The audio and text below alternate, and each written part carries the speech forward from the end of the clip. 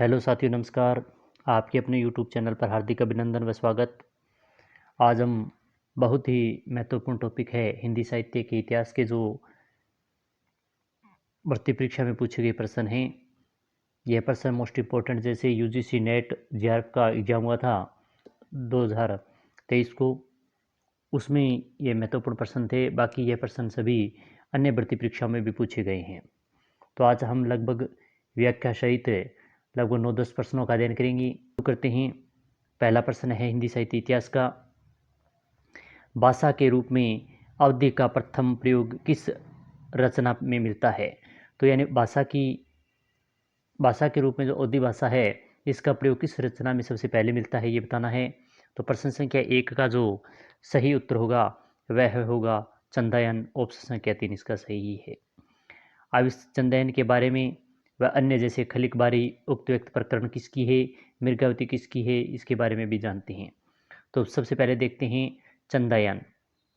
1379 ईस्वी में इस ग्रंथ की रचना मुल्ला दाऊद ने 1379 ईस्वी में की थी।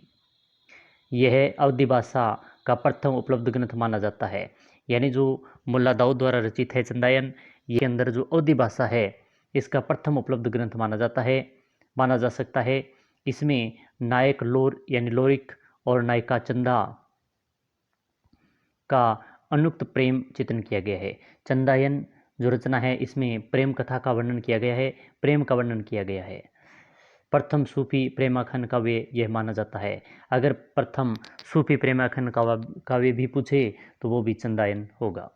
अब डॉक्टर रामकुमार वर्मा ने इसे ही सूफी प्रेमाखंड काव्य परंपरा का प्रथम ग्रंथ माना है। डॉक्टर रामकुमार वर्मा ने जो चंदायन रचना है इसको प्रेमाख्यान न्यानक काव्य परंपरा का प्रथम ग्रंथ मानते हैं। मगर डॉक्टर माता प्रसाद गुप्त हैं ने इसे लोर कहा या लोर कथा कहा है। डॉक्टर जो माता प्रसाद गुप्त है उन्होंने क्या है कि लोर कहा या लोर कथा कहा है इस रचना के बारे में, और डॉक्टर परमेश्वरी लाल गुप्त ने इसका एक पाठ चंदायन नाम से संपादन किया है। दूसरी रचना थी खालिकबारी। यह भी बहुत महत्वपूर्ण रचना है। इसकी रचना अमीर खुसरो ने की थी। जो खलिकबारी फारसी, अरबी और हिंदी का कोश है। यह फारसी, अरबी और हिंदी का कोश माना जाता है खालिकबारी, जो अमीर खुसरो द्वारा रचित है। इस शब्दकोश की रचना गयासुद्दीन तुगलक यहाँ पर की गई, ये गलत दिया है, के पुत्र को भाषा ज्ञान देने के उद्देश्य से की गई थी। यह शब्दकोश है जो गयासुद्दीन तुगलक के पुत्र थे, उसको भाषा ज्ञान देने के उद्देश्य से इसकी रचना की गई थी। अब आगे वाली रचना है उक्ति व्यक्ति प्रकरण, जो 12वीं शताब्दी द्वारा रचित है। दामोदर शर्मा की उक्ति व्यक्ति प्रकरण आदिकाल का अत्यंत प्रसिद्ध व्याकरण ग्रंथ है। यह भी एक महत्वपूर्ण व्याकरण ग्रंथ माना जाता है। उक्ति व्यक्ति ग्रंथ के रचनाकार भी बहुत बार भर्ती परीक्षा में पूछा जाता है, तो दामोदर शर्मा है। इसकी स्थापना 12वीं शताब्दी में की गई थी। काशी के महाराजा गोविंदचंद्र के सभा पंडित दामोदर शर्मा ने राजकुमारों को कन्याकुब्ज और काशी बनारस प्रदेश में प्रचलित तत्कालीन भाषा संस्कृति सिखाने के उद्देश्य से इसकी रचना की गई थी। इसकी रचना भी राजकुमारों को भाषा सिखाने के उद्देश्य से भी की गई थी। यह भी बहुत अच्छी रचना है। दामोदर शर्मा ने इसकी भाषा अभ्रंश बताया। सुनीति कुमार चटर्जी ने इसकी भाषा को प्राचीन कोसली यानी अवधि कहा है। जो उक्त व्यक्त प्रकरण जो रचना है इसकी भाषा को दामोदर शर्मा तो कहते हैं कि यह भाषा अभ्रंश है, मगर सुनीति कुमार चटर्जी कहते हैं इसकी भाषा को प्राचीन कोसली यानी अवधि माना है। आगे वाली महत्वपूर्ण रचना है मृगावती, जो 1503 ईस्वी में इसकी रचना की गई थी। अवधि भाषा में रचित, यह भी अवधि भाषा में रचित है। मृगावती को आचार्य रामचंद्र शुक्ल ने प्रेमाख्यान काव्य परंपरा का पहला ग्रंथ माना। आचार्य रामचंद्र शुक्ल है, उन्होंने प्रेमाख्यान काव्य परंपरा का पहला ग्रंथ मानते हैं, तो वह मृगावती को मानते हैं। इसका नायक राजकुमार व नायिका मृगावती है। प्रश्न संख्या 2 है प्रथम राजभाषा आयोग की स्थापना कब की गई थी? बहुत बार भर्ती परीक्षा में पूछा गया प्रश्न है। तो इसका जो सही उत्तर होगा वह होगा 7 जून 1955। ऑप्शन संख्या 4 इसका सही उत्तर है। अब इसकी व्याख्या देख लेते हैं। संविधान के अनुच्छेद 344 की अनुपालना में राष्ट्रपति द्वारा 7 जून 1955 को राजभाषा आयोग का गठन बाल गंगाधर यानी बीजी खरे की अध्यक्षता में किया गया। विभिन्न राज्यों से इसके 20 सदस्य मनोनीत किए गए। आयोग ने अपनी 19 सिफारिशें प्रस्तुत की। तो यह महत्वपूर्ण प्रश्न बनता है कि आयोग की स्थापना कब की गई, तो 7 जून 1955, या फिर इसके गठन किया गया तो इसके अध्यक्ष पूछ सकते हैं, तो बाल गंगाधर यानी बीजी खरे हैं। अच्छा प्रश्न है, कई बार भर्ती परीक्षा में पूछा गया है।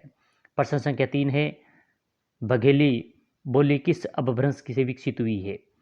तो जो 4 दिए गए हैं यहाँ पर मिस प्रिंट है, जैसे यह पहला है शौरसेनी, दूसरा मागधी, तीसरा अर्धमागधी और चौथा है ब्राह्मण। तो जो प्रश्न संख्या 3 है इसका जो सही उत्तर होगा वो होगा अर्धमागधी। ऑप्शन संख्या 3 इसका सही उत्तर है।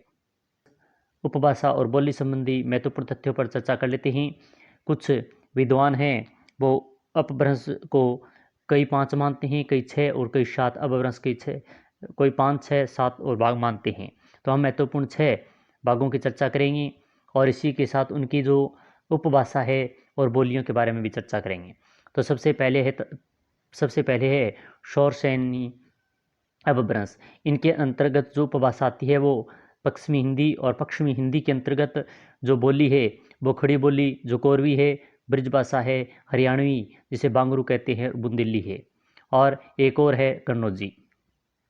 दूसरी उपभाषा है राजस्थानी। राजस्थानी के अंतर्गत मेवात जो उत्तरी राजस्थान क्षेत्र है उसमें मेवात बोली जाती है। मालवी जो बोली है वो दक्षिणी राजस्थान में बोली जाती है। मारवाड़ी है जो पश्चिमी राजस्थान में बोली जाती है, और जयपुर बोली है वो पूर्वी राजस्थानी यानी ढूंढाड़ी क्षेत्र में बोली जाती है। और इसी प्रकार जो पहाड़ी उपभाषा है इसकी भी बोलियां हैं कुमायूनी, गढ़वाली और नेपाली।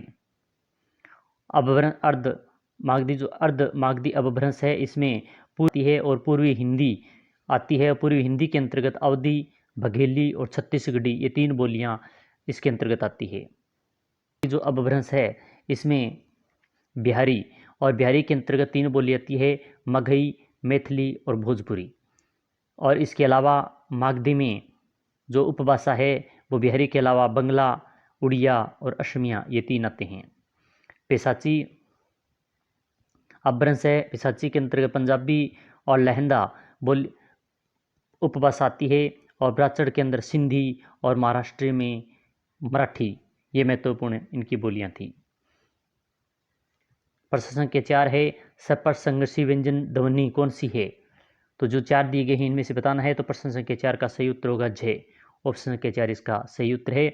अब स्पर्शी संघर्षी व्यंजन कौन कौन से होते हैं इनकी पूर्ण संपूर्ण व्याख्या देखते हैं। व्यंजनों का वर्गीकरण है। व्यंजनों का वर्गीकरण 2 आधारों पर किया गया है, एक तो उच्चारण स्थान के आधार पर, दूसरा प्रयत्न के आधार पर। पहले देख लेते हैं उच्चारण स्थान के आधार पर कौन कौन से है। उच्चारण स्थान के आधार पर देखें तो कंठ देखें, कंठ में क, ख, घ, घ, ड़ और है आता है। तालव्य में च, छ, ज, झ, ये और श आता है। इसी प्रकार मूर्धन्य में तालव्य जो मूर्धा का भाग होता है ट, ठ, ड, ढ, ण, श और र आता है। दंत्य में दांतों के मूल से त, थ, द, ध, न, स और ल आता है। होष्टे में दोनों होठों से प, फ, ब, भ, म, और दंतोष्ट में जो निचले होठ और ऊपर के दांतों से व और फ निकलता है। काकल्य में क ध्वनि आती है। अब प्रयत्न के आधार पर किया गया विभाजन भी 2 ढंग से होता है, एक तो अभ्यंतर प्रयत्न होता है और एक बाह्य होता है। सबसे पहले हम अभ्यंतर प्रयत्न के बारे में देख लेते हैं। अभ्यंतर प्रयत्न में स्पर्शी व्यंजन होते हैं जो क वर्ग, च वर्ग, ट वर्ग, त वर्ग और प वर्ग ये सभी स्पर्शी व्यंजन के अंतर्गत आते हैं। इनकी संख्या 25 होती है। इसके अलावा अंतस्थ व्यंजन य, र, ल, व ये 4 होते हैं। उसम व्यंजन ये भी 4 होते हैं, श, स है। और अर्ध स्वर ये और वह 2 होते हैं। स्पर्शी संघर्षी च, छ, ज, झ ये स्पर्श संघर्षी होते हैं। और इस प्रश्न का उत्तर यहीं से निकल कर आया। पार्श्विक में देखें तो लय, लुंठित और प्रकंपित में लय र होता है। अनुनासिक के पंचम जो वर्ण होते हैं 5वां के अड़, ये, अण, न, म ये अनुनासिक व्यंजन होते हैं। अब बाह्य परिवर्तन देख लेते हैं। बाह्य परिवर्तन के अंतर्गत घोष, एघोष, महाप्राण और अलप्राण ये 4 होते हैं। तो घोष के अंतर्गत प्रत्येक वर्ग का प्रथम व द्वितीय यानी 1 और 2 जो हम अभी व्यंजन पढ़ के आए थे उनका पहला दूसरा होता है वो घोष के अंतर्गत आता है, और तीसरा चौथा और पांचवा होता है वो अघोष के अंतर्गत आता है। इसी प्रकार महाप्राण प्रत्येक वर्ग का द्वितीय चतुर्थे होता है, यानी दूसरा और चौथा वो महाप्राण होता है, पहला तीसरा और पांचवा होता है वो अल्प प्राण होता है। प्रश्न संख्या 5 है, हिंदी साहित्य का आलोचनात्मक इतिहास नामक ग्रंथ में किस कालावधि का साहित्य इतिहास वर्णित है? तो प्रश्न संख्या 5 है, इसका जो सही उत्तर होगा वो होगा 693 से 1693। ऑप्शन संख्या 2 इसका सही उत्तर है। अब इसकी व्याख्या देख लेते हैं। हिंदी साहित्य का आलोचनात्मक इतिहास 1938 ईस्वी में डॉक्टर रामकुमार वर्मा का इतिहास ग्रंथ जिसमें 693 ईस्वी से 1693 ईस्वी तक की कालावधि अर्थात संधि काल से लेकर भक्ति काल तक की अवधि को लिया गया है। डॉक्टर रामकुमार वर्मा ने संपूर्ण ग्रंथ को 7 प्रकरणों में विभाजित किया है। यह ग्रंथ अधूरा है, अभी पूरा नहीं है। प्रश्न संख्या 6 है, देसल बवना सब जन मीठा तेई तेसन जप हो अवहटा किसका है? यह पंक्ति जो कही गई है वो किसकी है? तो इसका जो छठे का जो सही उत्तर होगा वह होगा विद्यापति। ऑप्शन संख्या 3 इसका सही उत्तर है। जो ये पंक्ति दी गई है बहुत बार भर्ती परीक्षा में पूछी गई है, और ये जो हम प्रश्न अध्ययन कर रहे हैं ये यूजीसी नेट में पूछे गए हैं, तो इसका सही उत्तर होगा विद्यापति। अब इसकी व्याख्या देख लेते हैं। व्याख्या कवि और पंक्तियाँ, कुछ महत्वपूर्ण कवि हैं और उनकी जो पंक्तियाँ कौन कौन सी इसके बारे में देख लें।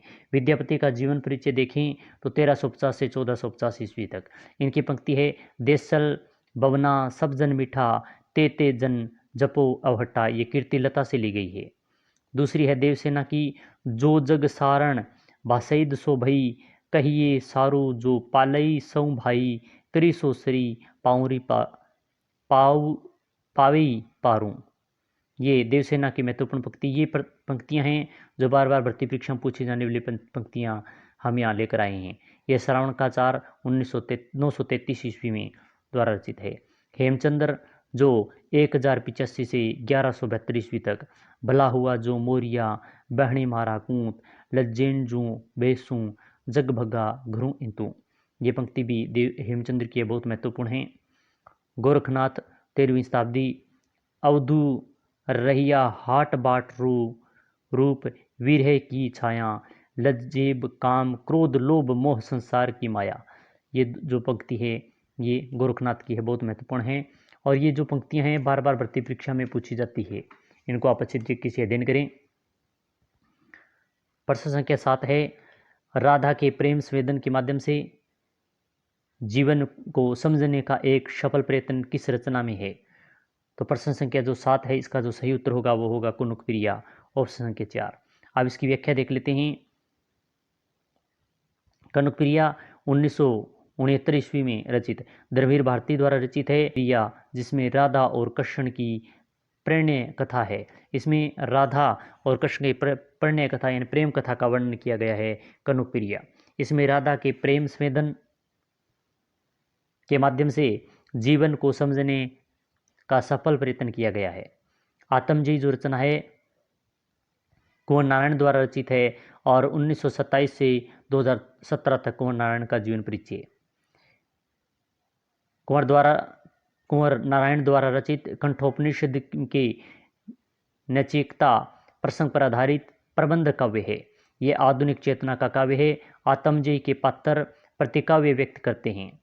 वाजरस्वा पुराने मूल्यों की वाहिक पीढ़ी का प्रतीक है, जबकि निचेकता नई पीढ़ी चेतना का प्रतीक है।